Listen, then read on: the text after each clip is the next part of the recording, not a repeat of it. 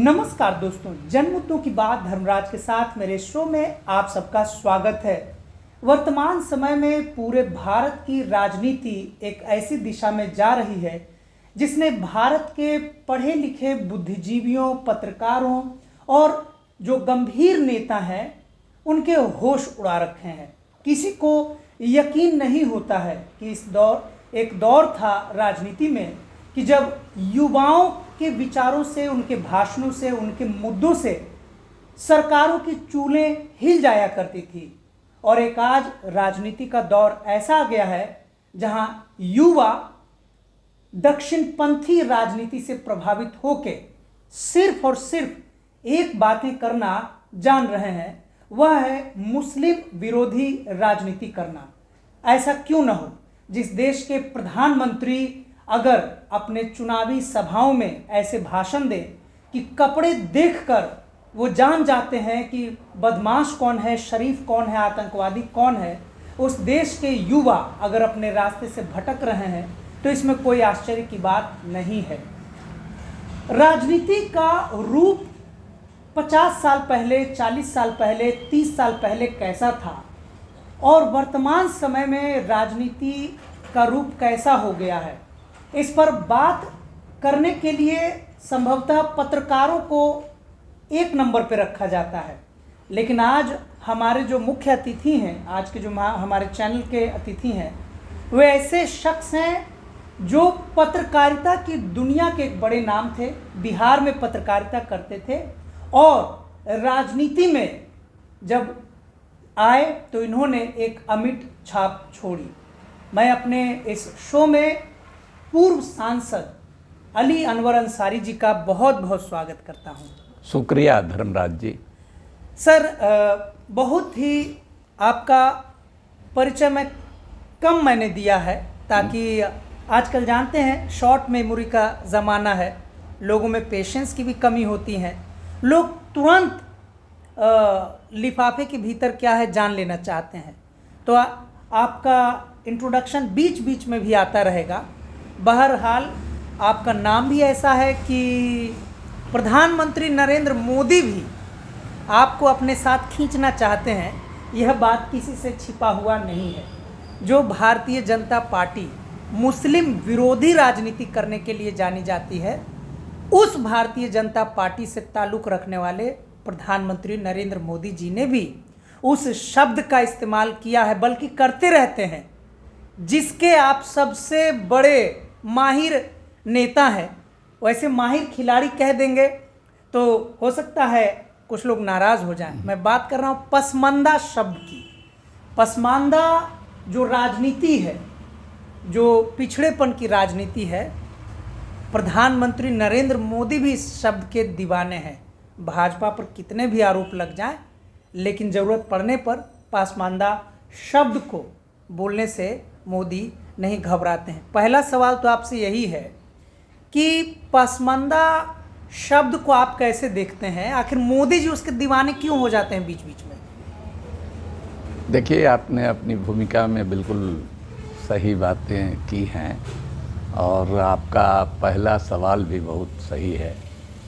मोदी जी 3 साल से हैदराबाद में उनकी पार्टी की बीजेपी की सीईसी की बैठक हुई थी, तो पहली बार उन्होंने पसमानदा शब्द का उच्चारण किया अपने मुख से। और सिर्फ उच्चारण ही नहीं किया, बल्कि अपनी पार्टी के लोगों को निर्देश दिया कि पूरे देश में पसमानदा स्नेह यात्राएं निकाली जाएं। पसमानदा स्नेह यात्राएं निकाली जाएं और इस तबके को अपने साथ जोड़ा जाए। लोग उन वोट मिले न मिले, लेकिन उनके घरों तक लोग पहुँचे। उनका इतना कहना था कि प्रधानमंत्री तो जो बोल देते हैं तो मीडिया तुरंत लपक लेता है। तो जो ही उन्होंने मीडिया वालों ने ये शब्द सुना तो फ़ौरन मेरे टेलीफोन की घंटियां बजने लगी कि भाई इस शब्द को कॉइन करने वाले, चलाने वाले, प्रचलन में लाने वाले तो अली अनवर हैं, तो उनसे संपर्क किया जाए। कोई भी स्टोरी उनकी मेरे बिना कमेंट के पूरा नहीं होती। तो गूगल, बहुत लोगों ने जो नहीं जानते थे, गूगल किया तो देखा, सारी बातें आ गई। तो बहरहाल हम बताएंगे कि उनकी मंशा क्या है। और आपने ठीक कहा कि प्रतीकों का वो इस्तेमाल करना जानते हैं, तो उसको बताएंगे। लेकिन इसके पहले हम ये बताते हैं कि उसके बाद उन्होंने दिल्ली में एक CEC की बैठक हुई पार्लियामेंट इलेक्शन से पहले, तो उसमें उन्होंने पसमानदा शब्द को लेकर के फिर ये किया, लोगों को वही हिदायत दोहराई। और फिर भोपाल में अपने पार्टी कार्यकर्ताओं की, वो तो 2 मीटिंगें तो इंडोर मीटिंगें थी, लेकिन भोपाल में जो इनकी मीटिंग हुई मध्य प्रदेश चुनाव से पहले, तो उसमें अपने पार्टी के कार्यकर्ताओं को खुलेआम संबोधित कर रहे थे। और उसमें ये बात उन्होंने कही कि मुसलमानों में भी पसमानदा हैं और उनके साथ बहुत दुर्व्यवहार हुआ है, उनको नीच समझा गया है, उनको अछूत समझा गया है। और मुझे तब हैरत हुई जबकि उन्होंने जिन बिरादरियों का नाम, जिनको नीच और अछूत समझा जाता है, गिनाया, तो लगा कि हमारी किताब को से ले करके हूबहू उसी सीक्वेंस में सारी चीज़ों को उनको कोई ब्रीफ किया है। और वो तो बोलते हैं सामने टेलीप्रॉम्प्टर पर, तो वो बोल रहे थे, धारा प्रवाह बोल रहे थे। तो उसमें उन्होंने हलालखोर का, भटियारा का, मोची का, नालबंद का, डफाली का, उन्होंने धोबी का, मुस्लिम धोबी का, वगैरह वगैरह, मुस्लिम नाई का, ये सब नाम लिया जो हमने लिखा हुआ है। और उन्होंने कहा कि इस समाज की इस हालत के लिए कांग्रेस जिम्मेवार है। 40 साल तक उन्होंने एक छत्र राज किया इस देश पर, लेकिन इन लोगों का ख्याल उन्होंने नहीं किया। तो उसके बाद जब पहली बार ये बोले, तभी हमने उनको हैदराबाद की मीटिंग के बाद, जब ये आया सवाल ये फोर फ्रंट पर, तो हमने उनको एक लंबी चिट्ठी लिखी। और उन्हीं को नहीं लिखी पसमानदा क्या है और पसमानदा की समस्याएं क्या है, इसको लेकर के उनके सहित ऑल अपोजिशन पार्टीज़ के हेड्स को मैंने एक चिट्ठी लिखी।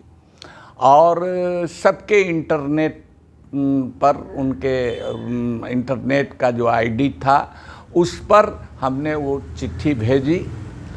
उसका कोई कहीं से जवाब नहीं आया, तो उसको हमने बुकलेट के रूप में खुली चिट्ठी करके छपवा करके भी बंटवाया देश भर में।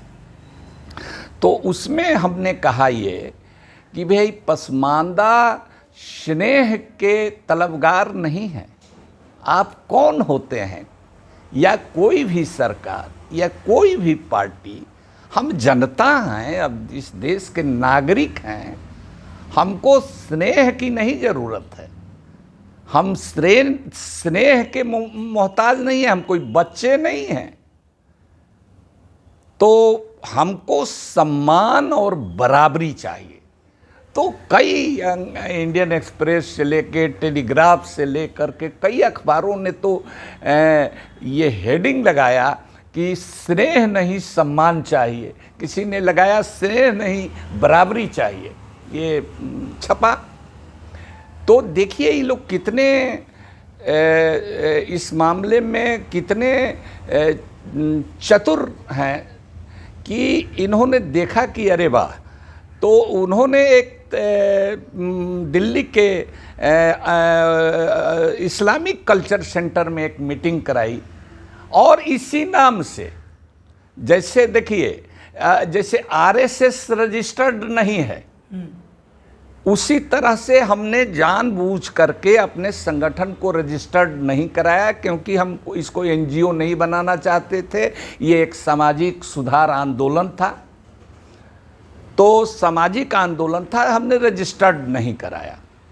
तो उसका फ़ायदा उठा कर के इन्होंने ऑल इंडिया पसमानदा मुस्लिम महाज जगह जगह इनके जो चेले चपाटी थे और कुछ मुसलमानों में दलाल लोगों को खोज करके ऑल इंडिया पसमानदा मुस्लिम महाज संगठन बना और सम्मेलन होने लगा। उसी क्रम में दिल्ली में इसी नाम से सम्मेलन हुआ, लेकिन उसमें दिया स्नेह तो शब्द रखा, लेकिन उसके बाद स्नेह पसमानदा स्नेह सम्मान सम्मेलन उसका नाम दिया, सम्मान जोड़ दिया।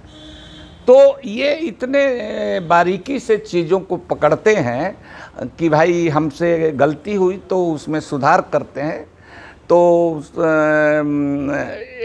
अपनी जो मनसा है उसको, गलत सही जो मनसा है उसको पूरा करने के लिए फिर इन्होंने क्या किया, उत्तर प्रदेश चुनाव के पहले इन्होंने कई पसमानदा को, इन्होंने एक बलिया के एक लड़के को जो अंसारी कम्युनिटी का है, वो विद्यार्थी परिषद में था पहले से, उसको इन्होंने एमएलसी बना करके मिनिस्टर बना दिया।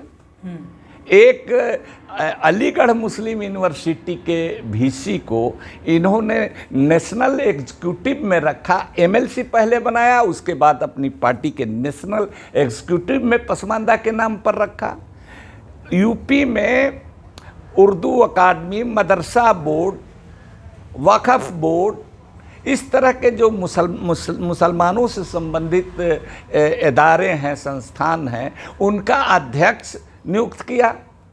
तो इस तरह से उन्होंने उत्तर प्रदेश के चुनाव की बाजी पलटनी चाहिए।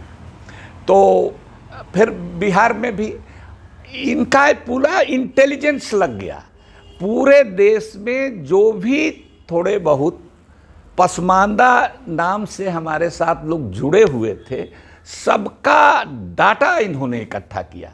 वो बात हमको इस तरह से पता चली कि जिसके घर पर आरएसएस बीजेपी के लोग जाते थे, वो हमको लौट करके फ़ोन करता था। कई लोग तो झारखंड से, तो एक जगह से गिरिडीह से वो आरएसएस के बंदा वहाँ पहुँचे थे, तो उनसे कहा कि लीजिए सर, इनसे बात कर लीजिए, से ये आपके गांव के हैं, जहाँ जो हमारा नेटिव विलेज है वहाँ के रहने वाले हैं। तो हमने बात की और उनको पूरा हड़काया। और फिर हमने ये भी सवाल उठाया, गुजरात का भी चुनाव था उस समय बाद में, तो गुजरात के चुनाव से पहले आप समझिए कि बिल्किस बानो का केस आप जानते होंगे। उसका सामूहिक बलात्कार हुआ, प्रेग्नेंट लेडी थी, उसके घर के 7 लोगों का कत्ल हुआ। वो उसके हत्यारे जेल में बंद थे, उनको छुड़वाया इन्होंने चुनाव के पहले। बिल्कुल। और न सिर्फ छुड़वाया, उनका जुलूस निकाला, उनका सम्मान किया, उन लोगों में से कुछ लोगों को चुनाव के मैदान में भी उतारा। तो मैंने फौरन देश भर में ये शुरू किया, बिहार में, उत्तर प्रदेश में, दिल्ली में, हमने लखनऊ में एक सम्मेलन करके हमने पहली बार कहा कि मोदी जी, बिल्किस बानो भी तो पसमानदा है। और तुर्रा यह है कि बिल्किस बानो उसी बिरादरी की है जिस बिरादरी की के वो है, घांची बिरादरी की। आप एक बात जान लीजिए, मुस्लिम में घांची, मुस्लिम में घांची, जिसके खुद मोदी जी खुद मोदी जी हैं। तो हमने कहा कि भाई कम से कम पसमानदा आप भी अपने को कहते हैं, बिहार में आकर के तो अति पिछड़ा उन्होंने 2015 में अपने को कहा था। तो कम से कम इस पर तो इस तरह से अन्याय नहीं होना चाहिए और खुलेआम इसको ये नहीं होना चाहिए। तो लेकिन उनको क्या फर्क पड़ता, उनको तो कम्युनलाइज करना था, जो दंगा गोधरा के बाद हुआ था उसकी याद ताज़ा करनी थी और दिखाना था कि हम लोग कैसे लोगों को सताते हैं, ये करते हैं। उसका असर उन पर तो नहीं हुआ। और ये भी जान लीजिए, स्टेट गवर्नमेंट ने नहीं छोड़ा था, वो छोड़ा था गृह विभाग, अमित शाह के गृह विभाग के परमिशन के बाद वो छोड़ा गया था। और उसके इनकी देखिए हिमाकत, देखिए कि गुजरात में असेंबली का चुनाव होना है और उसके पहले ऐसा काम कर रहे हैं। एकमात्र मकसद था गुजरात दंगे की याद को ताज़ा करके हिंदू वोट को पोलराइज करना है। तो हमने सब जगह पर, लेकिन बाद में कोर्ट ने इसको कॉग्निजेंस लिया और कोर्ट ने उन हत्यारों को फिर से जेल में भेजा जो छूट करके आए थे। तो बहरहाल, तो इसी तरह से हमने ये कहा, उनको लंबी चिट्ठी जो लिखी कि पसमानदा को बराबरी चाहिए, पसमानदा को सम्मान चाहिए। और बराबरी और सम्मान के लिए ये है कि धर्म के नाम पर उनके साथ जो डिस्क्रिमिनेशन होता है वो डिस्क्रिमिनेशन नहीं हुआ। मोदी जी, आप जिन बिरादरियों का हमारे किताब से ले करके किसी ने, आपके थिंक टैंक ने आपको थमा दिया है, प्रॉम्प्टर पर पढ़ा है, वो बिरादरियाँ, वही बिरादरी हिंदू में हलखोर है या मुसलमान में हलाल खोर है। हिंदू धोबी भी है, मुस्लिम धोबी भी है, नाम भी, पेशा भी, उनका सोशल कंडीशन भी वही है। मुस्लिम मोची हिंदू में है, जो मुसलमान में भी मुस्लिम मोची है। चमड़ा सुखाता, चमड़ा पकाता, जूता चप्पल बनाता, उनके घरों में, उनकी गलियों से आप बिना नाक गमछा से दबाए गुजर नहीं सकते हैं। लेकिन उनकी नाक तो मर गई है। जो हलाल खोर हैं या जो मोची हैं, उनकी नाक मर गई है। हमने सवाल उठाया कि दिल्ली में, कि गुड़गांव में, नोएडा में, बम्बे में और भी दूसरे जगहों पर जो गटर में जो मैला साफ करने का काम करते हैं, गैस से कई लोग मरे हैं। 5, हमने तो इस सवाल को पार्लियामेंट में भी उठाया था कि 5 लोग मरे, उसमें 2 मुस्लिम दलित भी था। तो उनके साथ डिस्क्रिमिनेशन क्यों कर रहे हैं?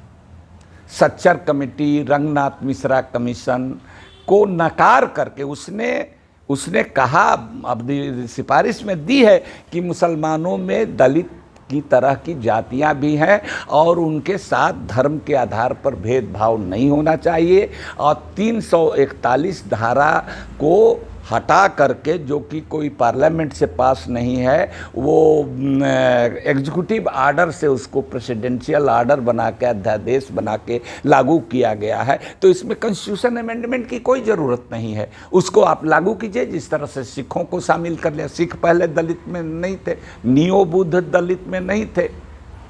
तो इस समाज में बाबा साहब जिस धर्म को अपनाया कि इसमें बराबरी है, इसमें छुआछूत, ऊंच नीच नहीं है, लेकिन ये ऐसा मुल्क है धर्मराज जी कि यहाँ की इतनी जटिलताएं हैं कि बाबा साहब भी गच्चा खा गए।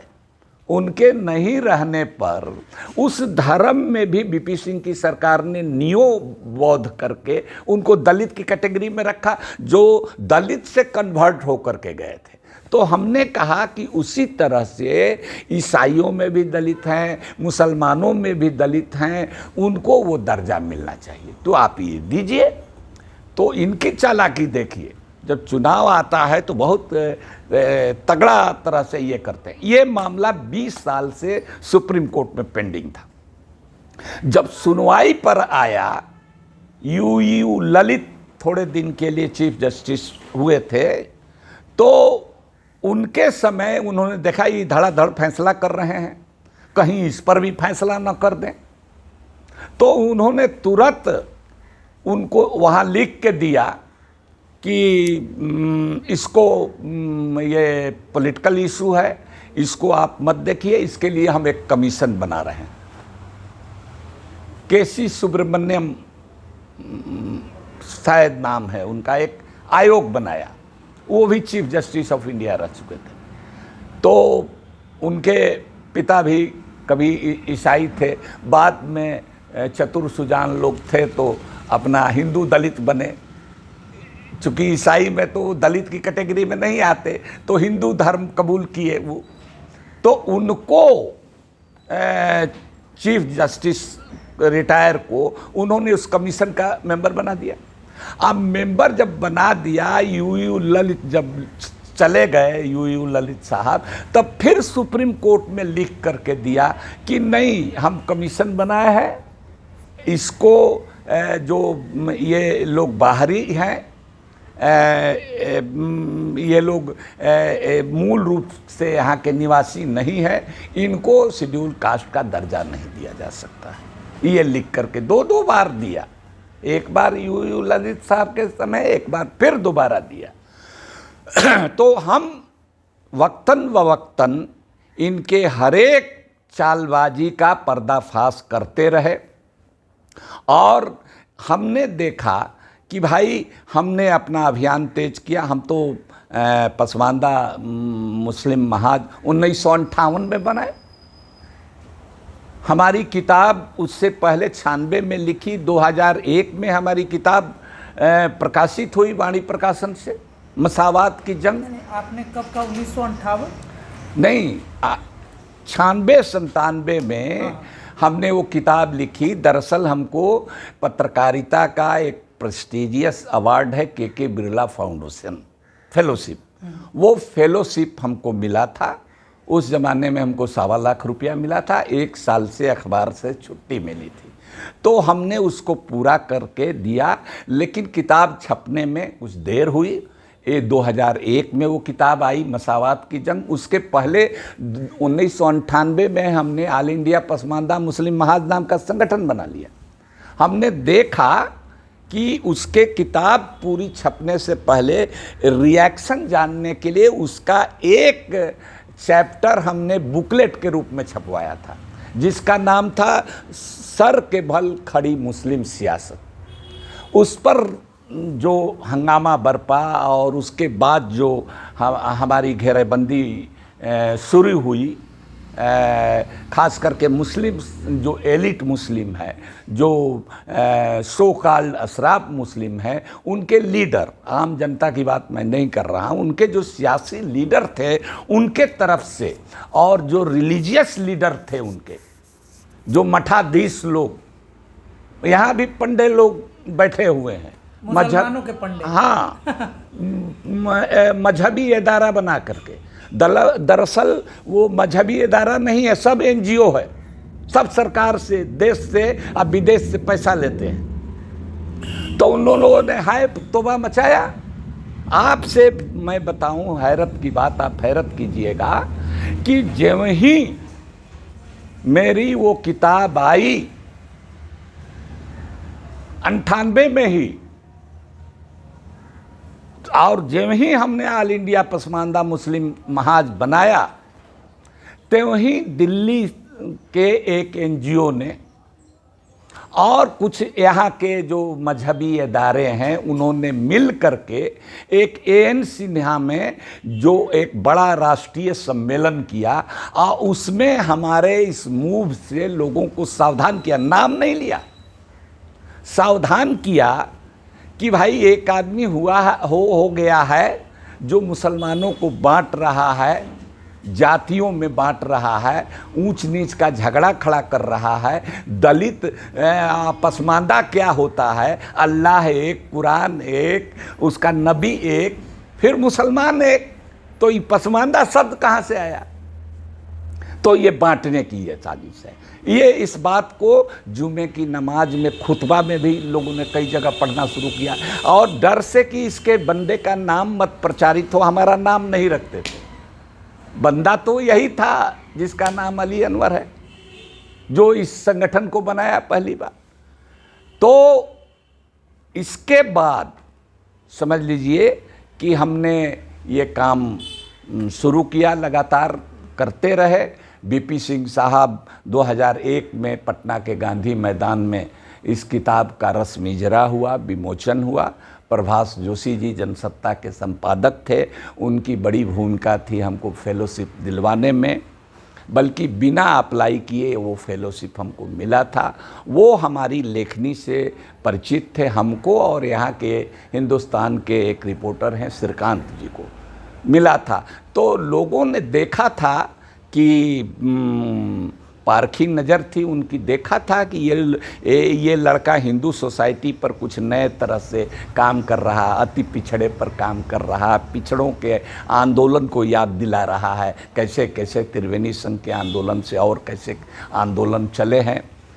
तो ये लड़का मुसलमानों के अंदर क्या भेदभाव है, असमानता है, छुआछूत है, उसको उजागर कर रहा है। हम लोग तो जो दिमाग में बात रहती है एक दिन में तो पकती रहती है, और एक जर्नलिस्ट को जो भी कोई मौका मिलता है तो वो कुछ ना कुछ अपना दाहिने बाएं करके और अपना डाल देता है विचार। तो उसको पकड़ करके उन्होंने बिना मांगे हम दोनों लोगों को 96-97 में के बिरला फाउंडेशन फेलोशिप दिलवाया था। ये तो बात रही सर पसमानदा शब्द और मोदी जी की पसमानदगी के लिए, मतलब पसमानदगी नहीं, पसमानदा शब्द की दीवानगी के लिए।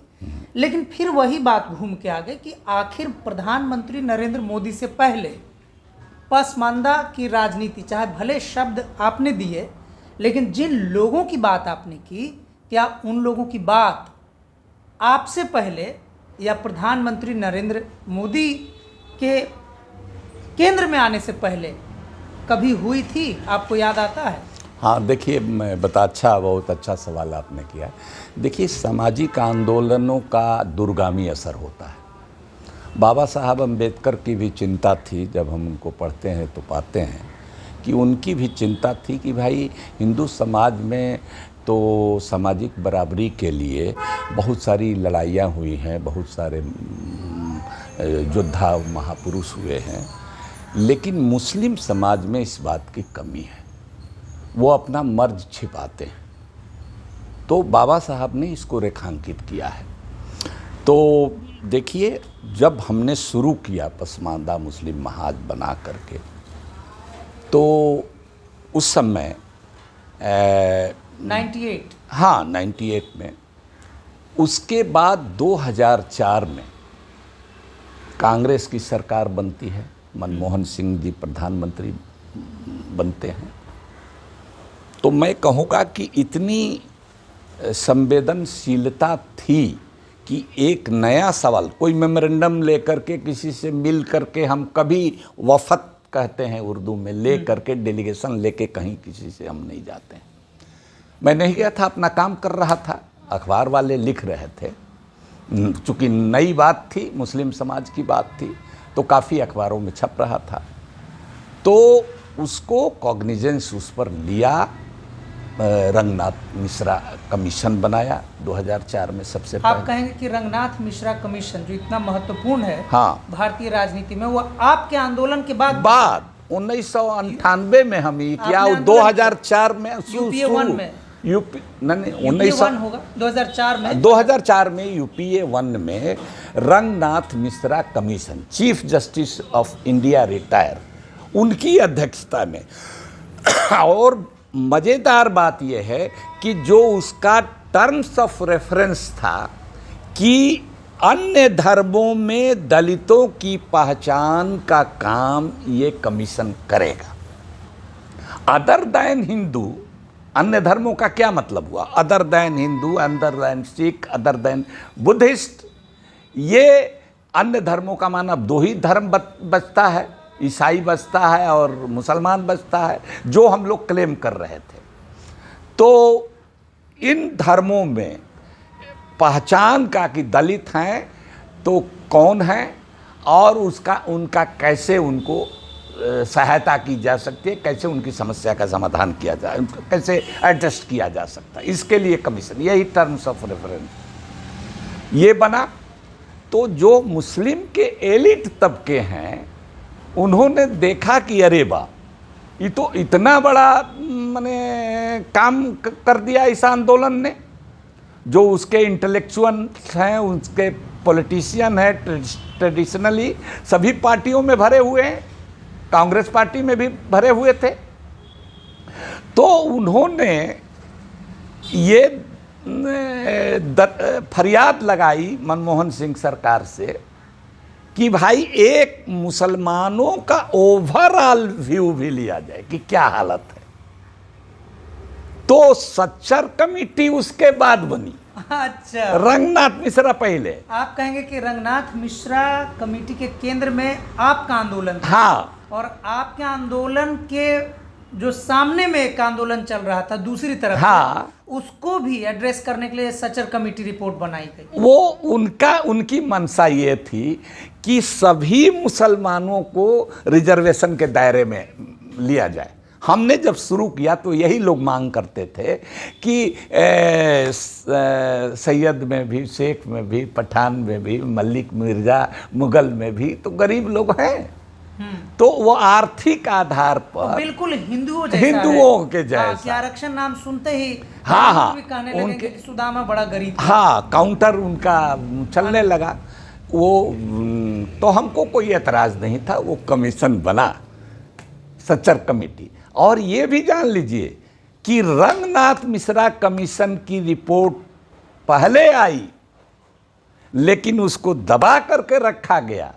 सच्चर कमेटी की रिपोर्ट उसके थोड़े दिन बाद आई, उसको टेबल किया गया पार्लियामेंट में। लेकिन मज़ेदार बात यह है कि सच्चर कमेटी और बाद में रंगनाथ मिश्रा कमीशन, ऐसी दो रिपोर्ट्स हैं भारत में जिन्होंने पहली दफ़ा अपने रिपोर्ट में मुस्लिम समाज के वर्गीकरण, जिसका जिक्र हमने मसावात की जंग में किया, आपकी किताब में। हाँ, ये भी जानिए कि दोनों कमीशन ने हमको पर्सनली बुला करके बात की, हमको समूह में बात की, हमने मेमोरेंडम दिया दोनों को। बिहार आए तो सच्चर कमेटी की रिपोर्ट में भी मज़ेदार बात यह है, और बाद में वही बात रंगनाथ मिश्रा कमीशन ने वर्गीकरण को बिल्कुल साफ कर दिया कि अशराफ हैं, अजलाफ हैं, अर्जाल हैं। अर्जाल का मतलब होता है नीच, निकृष्ट, कमीना। अशराफ का मतलब होता है नोबुल, भद्र लोग, एलीट। हाँ, अजलाफ जो बीच वाला, आर्टिजन वगैरह, हाँ, वो बीच वाला तबका। तो इस शब्द का पहली बार गवर्नमेंट के डॉक्यूमेंट में ये शब्द आए, ये हमारी बहुत बड़ी जीत थी। इवन पहला बैकवर्ड कमीशन का कालेलकर कमीशन बना था, उसमें ये शब्द नहीं आया। दूसरा मंडल कमीशन रिपोर्ट बना, उसमें ये तीनों शब्द नहीं आए। हालांकि मुसलमानों की पिछड़ी जातियों को काका कालेलकर ने भी और मंडल कमीशन ने भी ओबीसी के लिस्ट में शामिल किया था, उसकी शिनाख्त की थी। कुछ तो पहले कमीशन ने ही कर दिया था, जिसमें बिहार से कयूम अंसारी उस समय राज्यसभा के मेंबर थे। वो उनका ये प्रयास रहा होगा, उन्होंने इस पर स्टैंड लिया होगा। तो उसकी रिपोर्ट में एक ब्लूप्रिंट तैयार कर दिया काका कालेलकर। हालांकि वो रिपोर्ट दबा दी गई, वो मंजरे आम पर नहीं आई। लेकिन मंडल कमीशन आई और उसमें मुस्लिम अति पिछड़े हुए। फिर मुंगेरी लाल कमीशन बिहार में बना, तो मुस्लिम 80% जो मुस्लिम पसमानदा की 95% आबादी मुस्लिम अति पिछड़े में आए। तो हमारे कहने का मतलब ये है कि ये दोनों कमीशन, रंगनाथ मिश्रा कमीशन 3 साल तक दबा करके, नहीं 1.5 साल तक दबा करके रखा गया। और जब हमने हंगामा किया राज्यसभा के अंदर कि ये कमीशन की रिपोर्ट आ गई है, आप छापिए, और उसके लिए एक तकनीक हमने अपनाई कि कमीशन में तो हमारी जान पहचान थी और हम ही उनके रिसोर्स पर्सन थे दोनों कमीशन के। तो रंगनाथ मिश्रा लेकिन ये कमीशन, बड़ा रोचक लग रहा है हाँ कि जिन लोगों ने आपके आंदोलन को दबाने के लिए हाँ वो मतलब दूसरा कमीशन बनवा लिया, हाँ उनको पता नहीं रहा या ध्यान नहीं रहा होगा कि हाँ। दूसरे में भी रिसोर्स पर्सन आप ही रहेंगे। हाँ हाँ बिल्कुल, बल्कि इस रंगनाथ मिश्रा कमीशन से ज़्यादा ध्यान देके, चूंकि सच्चर साहब बहुत प्रोग्रेसिव आदमी थे। और एक बात और बता दें कि जब सच्चर कमेटी पटना में आई थी और कोतवाली थाना के सामने जो म्यूजियम है या अजायब घर जिसको कहते हैं, तारामंडल, हाँ। तारामंडल में एक कमीशन की बैठक हो रही थी। उसमें पसमानदा शब्द कहने के लिए जम करके मारपीट हुई। अच्छा, हमको कॉर्डन करके, एक चीज कि हम लोगों को इनवाइट नहीं किया गया था, हम बाहर थे कहीं दौरे पर, हमको यहाँ के साथियों ने खबर करके बुलवाया कि आइए कमीशन आ रहा है।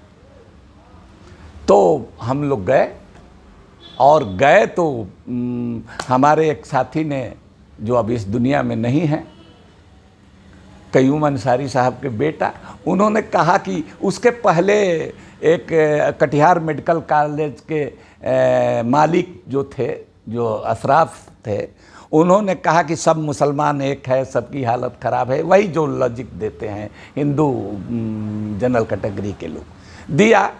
उनकी बात सब हम लोगों ने सुन ली, और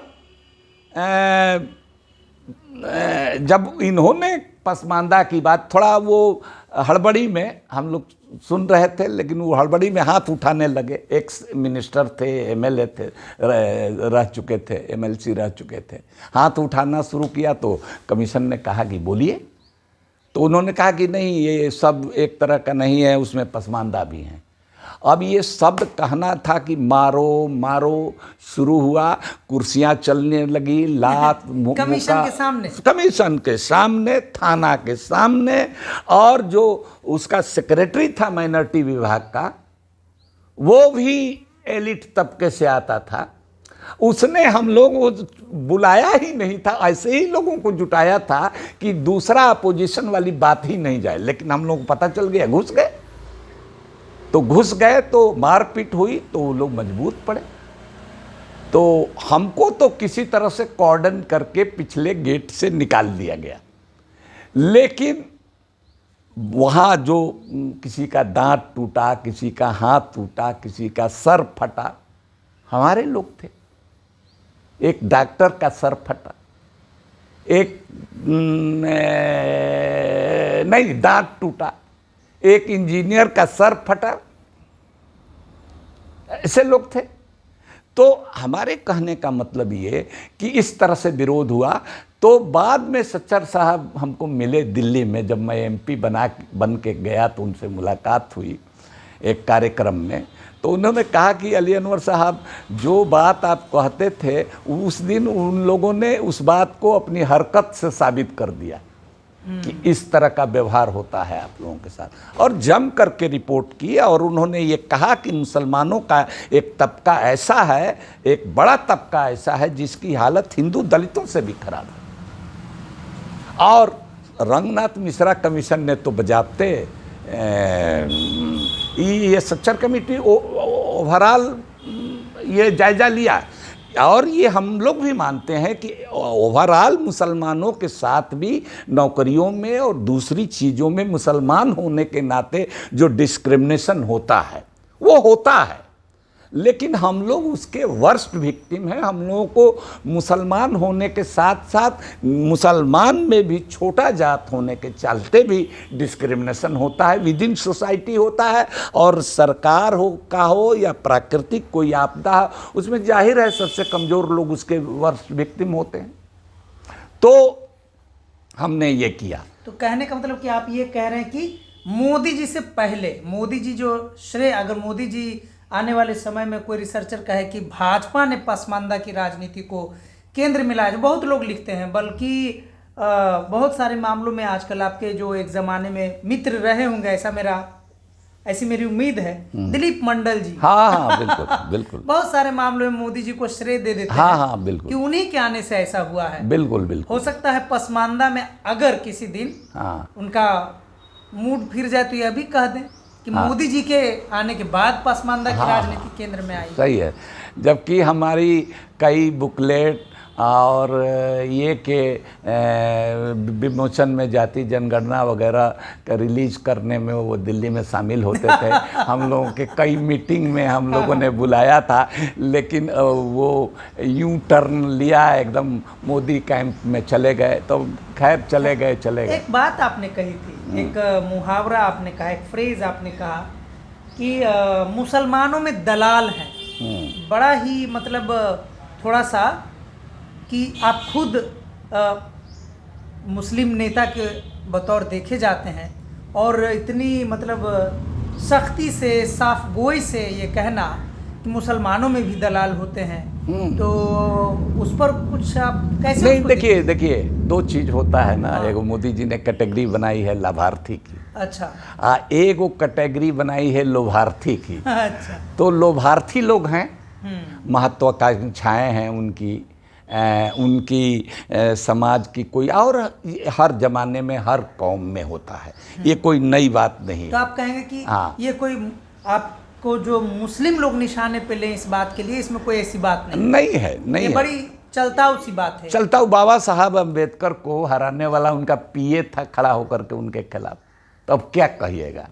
तो ऐसे कई लोग, कुछ और पार्टियों ने कोशिश किया, बीजेपी के पहले भी, कांग्रेस के पहले भी, कुछ बिहार की पार्टियों ने भी कोशिश किया कि पसमानदा मुस्लिम महाज को तोड़ा जाए, और तोड़ करके कुछ लोगों को घोषित किया, आगे बढ़ाया। तो ये काम सिर्फ मोदी जी ने नहीं किया, पहले हुआ, लेकिन मोदी जी राष्ट्रीय फलक पर किया।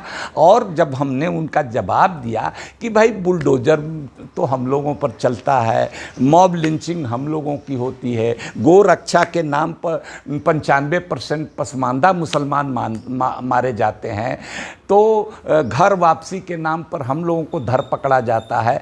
तो आप ये सब न बंद कीजिए। अगर पसमानदा के लिए वाकई दर्द है आपके दिल में, कोई सोच है, वोट के लालच के लिए ही सही, सब तो मान लीजिए बहुत लोग वोट के लालच के लिए बहुत काम करते हैं, तो हमको कोई एतराज़ नहीं था। मोदी जी, यही इस बात को भी हम मानते हैं कि मोदी जी ने भी पसमानदा कह करके कुछ हम लोगों का काम, हम लोगों के नाम का प्रचार ही किया। वाकई तो इतिहास का तथ्य है, उसको कौन नकार सकता है कि पसमानदा शब्द की शुरुआत, उसके आंदोलन की, तहरीक की शुरुआत हमने की, बिहार की सरजमीन से हुआ और फिर पूरे हिंदी बेल्ट में फैल गया। आपने एक और मुहावरा अपने उसमें कहा था, एलीट मुस्लिम। तो एलीट मुस्लिम को कैसे लोग समझेंगे आपके शब्दों में? एलीट मुस्लिम, एक तो उसको संभ्रांत हम कहेंगे हिंदी में, वो हैं जो नवाब, आमिरजादे हैं, अगड़ी जातियों के मुसलमान हैं, आईएएस हैं, आईपीएस हैं, जजेज हैं, कई पीढ़ियों से उनके घर में आईएएस आईपीएस हैं, जजेज हैं, तो कई सुप्रीम कोर्ट तक पहुँचे हैं कई, तो वो हैं बेचारे। तो उस क्लास की चिंता अगर होती, और कांग्रेस में भी अगर मुस्लिम होते, अब जैसे आपको बताते हैं, एक मिसाल देते हैं कि मनमोहन सिंह 2 की सरकार थी, इलेक्शन 1 साल बाद होने वाला था, तो एक अदीब साहब हैं, अदीब खान हैं, हाँ, अलीगढ़ यूनिवर्सिटी के प्रोडक्ट हैं, साथी ही हैं, हमारे साथ राज्यसभा में थे। तो उनके घर पर एक मीटिंग हुई मुस्लिम एमपीज़ की। आमतौर पर देखिए दलित एमपीज़, ओबीसी एमपीज़, मुस्लिम एमपीज़ की अनऑफिशियल मीटिंग होती है। हाँ, गेट टुगेदर, सभी पार्टी के लोग रहते होंगे। हाँ हाँ, पार्टी के एमपी, सभी पार्टी के लोग आते हैं। आमतौर पर गेट टुगेदर होता है, और वो नशिस्तम खुर्दम बर्खास्तम, माने खाओ पियो चलो, कोई ठोस काम नहीं होता है। तो एक उसी तरह की बैठक बुलाई थी अदीब साहब ने, अपने जो सरकारी आवास था हम लोग गए तो उसमें उन्होंने कहा कि मोदी जी से एक डेलीगेशन, मनमोहन सिंह साहब से एक डेलीगेशन मिला जाए और कुछ मांगें रखी जाएं। तो उसमें यही था कि बजट घटा दिया गया है, माइनॉरिटी का, स्कूल का, कॉलेज का, शिक्षा का, वो वगैरह वगैरह सब सवाल थे। तो उस पहले तो मैंने सब कुछ सुन लिया, कहा कि ये बात सही है, ठीक आप लोग कह रहे हैं, लेकिन एक मांग और रखी जानी चाहिए कि मुसलमानों में जो दलित हैं उनके साथ जो डिस्क्रिमिनेशन मजहब के नाम पर 341 धारा पर संविधान की जो रिलीजियस कैप लगा करके किया जा रहा है, उसको रिलैक्स किया जाए। जैसे सिखों के मामले में किया गया, बुद्धिस्ट के मामले में किया गया, वैसे ईसाई और मुसलमानों के मामले में भी किया जाए। एक मांग ये भी रखी जाए। तो एक पूर्व मंत्री भी थे और संजोग से हमारे बिहार के ही एक सांसद थे, उन्होंने कहा कि ये मांग तो सरे फहरिस्त होनी चाहिए, माने at the top of list होना चाहिए ये मांग। हमको बड़ी खुशी हुई कि भाई पहली बार एक कायदे के लिए हम लोग जा रहे हैं। तो प्राइम मिनिस्टर से मिलने का अपॉइंटमेंट अदीब साहब ने ले लिया और मेमोरेंडम बनाने का काम उन्हीं के जिम्मे दे दिया गया। हम लोग प्राइम मिनिस्टर का जो पार्लियामेंट के चैम्बर में, पार्लियामेंट के अंदर जो प्राइम मिनिस्टर का चैम्बर होता है, उसके बाहर एक राउंड टेबल होता है मीटिंग डेलीगेशन से मिलने के लिए। उस पर हम लोग सब MP जाके बैठ गए। मीटिंग में तो मिनिस्टर लोग कम आते हैं, लेकिन उस मीटिंग में मिनिस्टर लोग भी थे, कई मिनिस्टर थे। तो हम लोग बैठ गए और वो घुमाया जाने लगा दस्तखत करने के लिए। तो घूमते हुए हमारे पास जब आया तो हमने एक नज़र ऊपर से नीचे तक दौड़ाया कि भाई ये मांग, आपके अंदर का पत्रकार जाग गया। हाँ देखा कि वो मांग ही गायब है। ओहो, सूची के मांग पत्र के फहरिस्त होनी थी, हाँ मांग ही गायब है। हाँ, मांग ही गायब है। तो हमने कहा कि क्या करें, अभी कुछ बोलने से तो कोई मतलब नहीं है, मैसेज खराब जाएगा प्राइम मिनिस्टर के सामने कि ये लोग लड़ रहे हैं। मैं दम साधे और हमारा पारा तो दिमाग का चढ़ गया, बैठा हुआ था।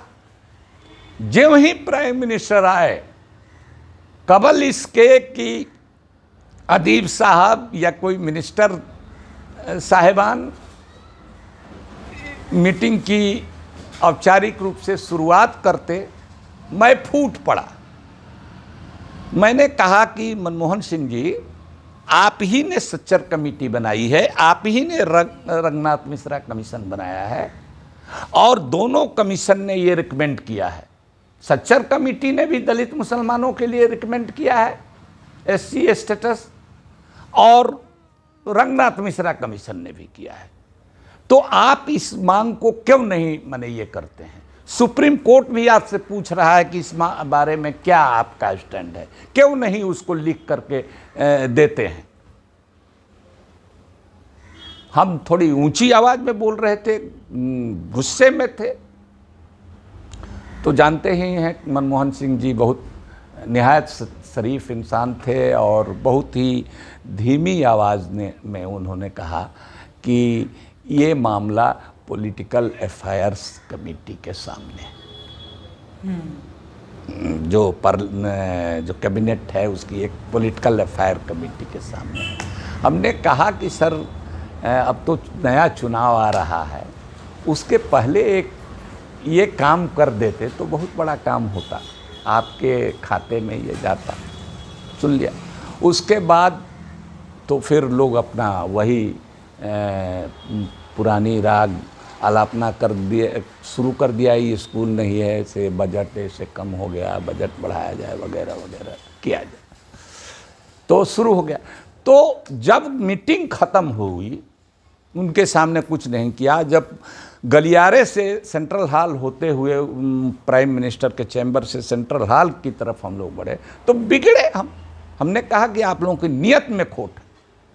फर्क हो गया। हाँ, एलीट और नॉन एलीट मुस्लिम का फर्क आपने एकदम महसूस किया वहां पर? और एक भी एमपी ऐसा नहीं था जो ये कहे कि नहीं अली अनवर ये बात जो कह रहे हैं वो सही कह रहे हैं। इस किसी बात ने को आपको नहीं कहा? नहीं सेकंड किसी किया, ने समर्थन नहीं एक आदमी ने नहीं समर्थन किया, न मिनिस्टर ने, न सब मुस्लिम एमपी थे। उसमें कुछ पसमानदा भी तो रहे होंगे? नहीं, पसमानदा नहीं थे, सिर्फ अकेले आप थे? अकेले हम थे।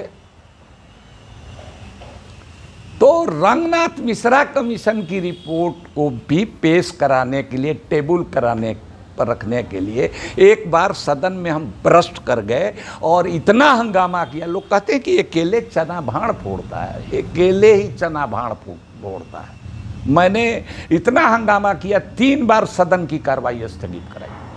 लास्ट में संसदीय कार्य मंत्री को कहना पड़ा, चैम्बर में बैठक बुलाई गई उपराष्ट्रपति के, सभापति राज्यसभा के, और उसमें ये हुआ कि मनमोहन सिंह कोपेनहेगन के दौरे पर हैं प्रधानमंत्री जी, वो लौटेंगे तो उनसे बात हुई है, ये रिपोर्ट पेश की जाएगी। और उसके लिए हमने टेक्निक ये अपनाया कि वो रिपोर्ट को लेकर के, रंगनाथ मिश्रा कमीशन की रिपोर्ट को हमने एक अखबार में छपवा दिया, नई दुनिया अखबार, चौथी दुनिया अखबार में रंगीन पेपर था और कवर स्टोरी उस पर छपी। और फिर बाद में हम उन पर प्रिविलेज भी लाया। पत्रकार हैं तो कुछ तो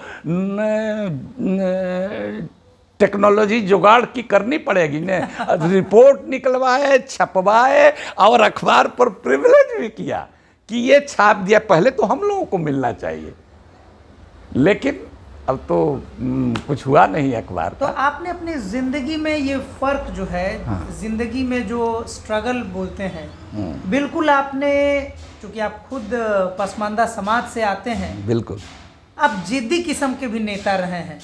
राजनीति की बात हुई, अब थोड़ा सा आपके पर्सनल जिद्दी पने पे बात कर रहे हैं। आपको सदन में जब आपने अकेले चना ही भाड़ फोड़ता है, इसके लिए जब लड़ रहे थे, तो ये जिद्दीपना आप में, स्टबर्नेस कहाँ से आ गया, निडरता कहाँ से आ गया? देखिए, जब आप सत्य बोल रहे होते हैं, न्याय के पक्ष में होते हैं, तो आप में 1000 हाथी की ताकत आ जाती है। उर्दू में उसको मुसलमान लोग कहते हैं गैबी ताकत आ जाती है, ईश्वरीय ताकत आ जाती है, अगर आप इंसाफ के लिए लड़ रहे हैं। और आप समझ लीजिए, जब हम इस बात के लिए लड़ रहे थे तो सदन में सभी पार्टियों के नेता, कांग्रेस की जयंती नटराजन उस समय नेता थी, और बीजेपी के अहलुवालिया साहब नेता थे राज्यसभा में अपने दल के, उन लोगों ने भी, सीपीआई सीपीएम वगैरह सब ने तो कहा ही, माने आल पार्टी ने कहा कि नहीं, अली अनवर साहब की बात जायज़ है और इनकी बात मानी जानी चाहिए। 2 बार जब हम सदन की कार्रवाई स्थगित करा दिया, तब जाके तीसरी बार हम हंगामा के लिए उठे, तब तक बुला लिया उन्होंने। ये मनमोहन सिंह जी से बात हो गई थी हॉटलाइन पर, संसदीय कार्य मंत्री से, और वो उस समय, हाँ एक बात और कहेंगे, उस समय तक जब ये सवाल उठा, तब एक तो असली पसमानदा आ एक नकली पसमानदा, आ दोनों हमारे दल से। अब ये देखिए, फिर एक अगला सवाल आ गया। दोनों नकली पसमानदा कौन? नकली पसमानदा जैसे होते हैं, एक हिंदू समाज में बिरादरी होती है, नाई बिरादरी, उसको गांवों में ठकुराई भी कहा जाता है, कर्पूरी ठाकुर जी की बिरादरी। तो मुसलमानों में हमारे यहाँ जो मुस्लिम राजपूत होते हैं, उन लोगों ने चालाकी से अपने को ठकुराई बता करके अनेक्सर 1 में नाम लिखा दिया। अच्छा, ये सूची में अभी भी है। मुस्लिम राजपूत थे वो। राजपूत ठाकुर से ठकुराई करा दिया, नुक्ते की फर्क से खुदा जुदा हो जाता। ये तो बहुत बहुत बड़ा रहस्य आप खोल रहे हाँ हैं। खोल रहे हैं, पहली बार आपको बता रहे हैं, हमारे ही दल के हैं। अच्छा, हाँ, नाम भी बोली दीजिए। अरे नाम क्या बोलना है, बाद में दोनों बीजेपी के साथ भी चले गए। अभी एगो प्रशांत किशोर के साथ घूम रहे हैं, एगो तो सीधे बीजेपी में चला गया जो ठकुराई बन गया था। हाँ, हमारे पार्टी के एक नेता ने सेंट्रल हॉल में कहा कि देखिए अनवर साहब, आपने ऐसा आंदोलन छेड़ा कि दो पसमानदा को हमारे नेता नीतीश कुमार ला दिए। तो हमने कहा कि एक तो पसमानदा है। कौन थे दो नेता? एक आप हैं और अभी तो पत्रकार हैं, नेता का तो नाम बताने में क्या? हाँ, नेता का नाम जान लीजिए, एक एजाज अली, एजाज अली साहब और एक साबिर अली। साबिर अली ठकुराई। हाँ, तो हमको आरसीपी सिंह कह रहे थे, मुख्यमंत्री के प्रिंसिपल सेक्रेटरी भी थे। हाँ। बाद में वो भी बीजेपी में चले गए।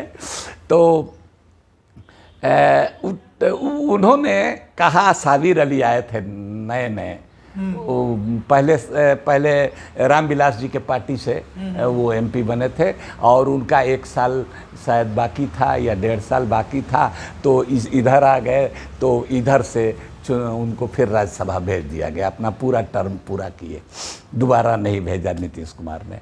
तो वो कहे कि देखिए एक और पसमानदा हम लोग ला दिए। तो हमने कहा कि सुनिए, एक पसमानदा को जो लाए हैं वो भाजपाई है। हाँ, बाद में साबित भी हो गया। और दूसरा एजाज अली वो भाजपाई है। हमसे ही कह रहा था कि वो अटल बिहारी वाजपेयी के समय कह रहा था कि वहाँ बहुत जगह खाली है, कांग्रेस नहीं पूछेगी, चलना चाहिए हम लोगों को अटल बिहारी वाजपेयी के साथ। तो हमने समझ लीजिए कि ये क्या है। तो कहा कि एक तो आप सर ये सारी राज की बातें कैमरे पर कह रहे हैं। किताब हम लिखेंगे ना, अब लिख नहीं पाए हैं, आपको एक्सक्लूसिव बता रहे हैं। हाँ, तो उन्होंने कहा कि देखिए साबिर अली को। तो साबिर अली भाई देखे सेंट्रल हॉल में, इधर सुनिए, आप लोग राजपूत मुसलमान हैं ना? तो हाँ, यस, हम लोग राजपूत मुसलमान हैं। अच्छा, आरसीपी मुंह लटका दिए, ये ठीक है कह रहा है। जब हम सवाल उठा रहे थे तो एजाज अली जो था उस दिन हाजिरी बनी है उसकी, लेकिन सवाल कोई आप उठाते हैं तो उसकी नोटिस पहले से पड़ती है ना, वहाँ कुछ भी रैंडम नहीं होता है। हाँ। तो पता चल गया, तू निकल के कब भाग गया, क्रेडिट तो ही ले लेगा। बाद में दूसरे लोगों ने, गैर मुस्लिम ने, हाँ, इस सवाल को भी उठाया। हाँ, सीपीआई के एक मेंबर अजीज अली पासा, हालांकि वो अशराफ बिरादरी से हैं, उन्होंने हमारा साथ दिया। माने ये उनके अंदर का अच्छा, जो प्रोग्रेसिव पॉलिटिक्स कम्युनिस्ट ट्रेंड जो है, ट्रेंड रहा होगा। हाँ, ट्रेंड रहा। तो उन्होंने जब हम सदन की कार्रवाई स्थगित करा रहे थे तो उन्होंने एक बार या 2 बार करा चुके थे, तब उनकी एंट्री हुई और वो समझ गए। हमको तो पहले ही मेडन स्पीच में ही पूरा सदन पिन ड्रॉप साइलेंस होकर के सुना, करीब आधा घंटे का स्पीच, उसमें टोका टोकी नहीं होती है। उसमें ही हमने, सदन के लोग कह रहे थे कि भाई आप दिल से बोले हैं, और पहली बार ये सब बात पता चलता है। हम लोग तो जानते थे कि सब मुसलमान एक तरह का होता है। तो हमने कहा उन लोगों से, कोई भी समाज एक रूप समाज मोनोलिथ नहीं होता है। पिछड़ों में भी अति पिछड़े होते हैं, दलितों में भी महादलित होते हैं, मुसलमानों में भी आदिवासी भी होते हैं। आदिवासी का दरवाज़ा खुला है। हालांकि सच्चर कमेटी, रंगनाथ मिश्रा कमीशन ने कहा है कि बहुत नाम छूटा हुआ है। बताइए, अब देखिए मेवात में देख लीजिए, मेवात बगल में है। मेवात में एक क्रिमिनल ट्राइब थी जो अंग्रेज़ों से लड़ी, ब्रिटिशर्स से भी लड़ी। अंग्रेज़ों ने इसको क्रिमिनल ट्राइब का दर्जा दिया, मेयो को। हाँ। और मीना को भी क्रिमिनल ट्राइब में, जराइम पेशा बिरादरी कहा जाता है उसको। तो क्रिमिनल ट्राइब, तो मीना को शेड्यूल ट्राइब का मिला फायदा, लेकिन मेयो को छोड़ दिया। मेयो को जनरल कैटेगरी में रख दिया। बाद में वो ओबीसी में आए। वो ट्राइब हैं, मार्शल रेस हैं, गुरिल्ला वार करते थे, इसीलिए अंग्रेज और मुगल उनसे परेशान थे। तो रंगनाथ सच्चर कमेटी ने इस तरफ इशारा किया है कि बहुत सारी जातियां, सपेरा है, बनगुजर है, मदारी है, इस तरह की कई जातियां हैं, उसमें नाम नहीं लिखा, मैं अपने तरफ से बता रहा हूं, जो छूटे हुए हैं। छूटे हुए लोगों को उसका दरवाजा तो खुला है, बंद नहीं है। शेड्यूल लक्षद्वीप से एक मुस्लिम जीत के आते हैं, शेड्यूल ट्राइब का सीट है, लेकिन शेड्यूल कास्ट पर रिलीजियस कैप लगा दिया है।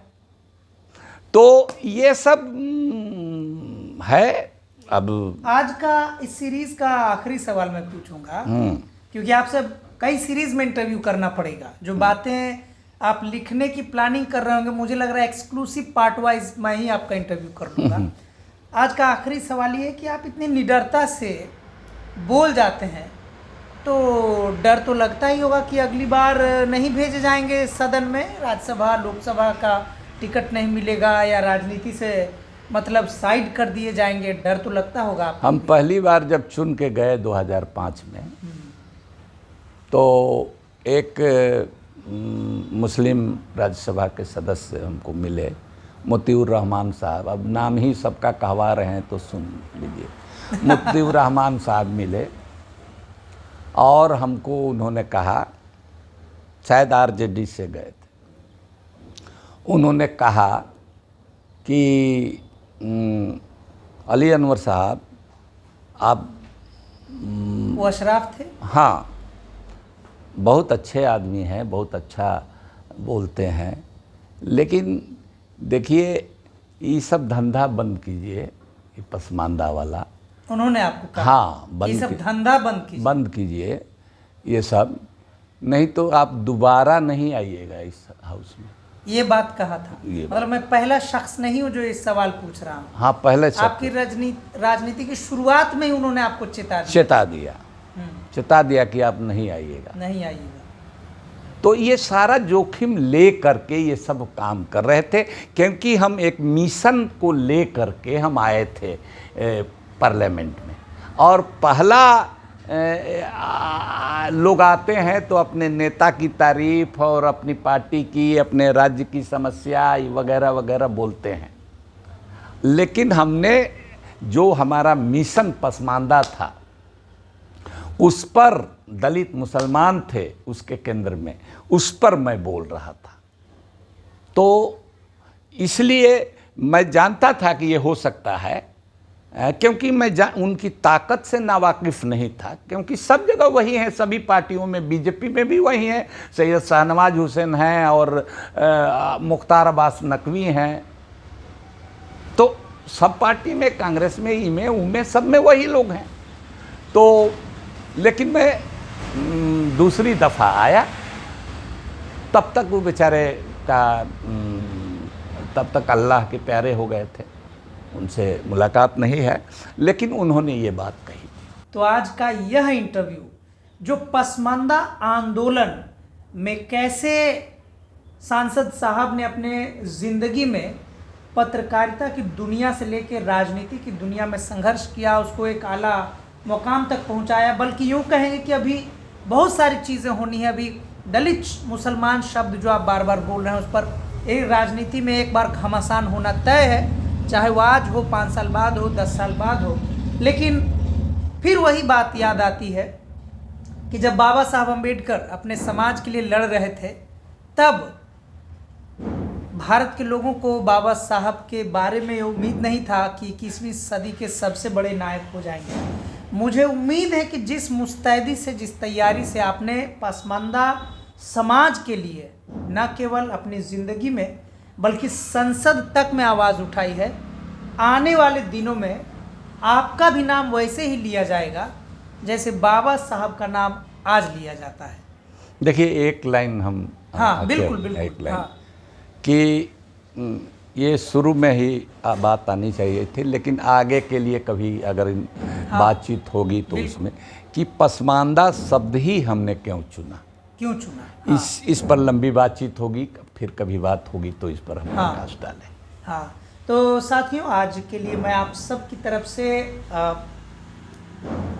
अली अनवर सर को मैं धन्यवाद पेश करता हूं कि इन्होंने बहुत ही खोलकर एक्सक्लूसिव इंटरव्यू, जो नाम लेने से लोग राजनीति में बचते हैं और ख़ासकर तब जब उस कम्युनिटी के नेताओं का नाम लेना पड़े जिसके बारे में बार बार कहा जा रहा है कि वो भी संघर्ष कर रहे हैं, और इसके सबसे ज़्यादा मतलब आने वाले दिनों में अली अनवर सर को अभी तक गुनाहगार बताया जा रहा है कि मुसलमानों को आप तोड़ते आए हैं।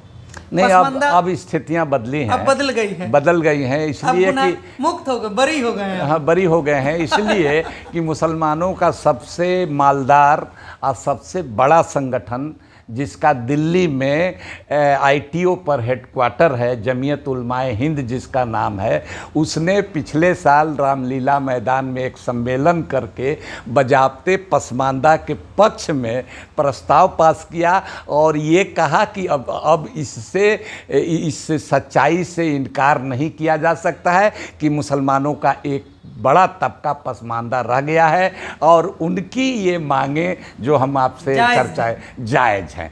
तो ये हमारी आपको बरी कर दिया गया है। ये हिंदू ने हिंदू अखबार जो द हिंदू निकलता है, उसने फर्स्ट पेज पर छपा कि 100 साल के से ज़्यादा के जमीयत उलमाए हिंद के इतिहास में अपने तरह का ये पहला प्रस्ताव उसने पास किया है, जिसको वो पहले नज़रअंदाज करते थे उसको माना।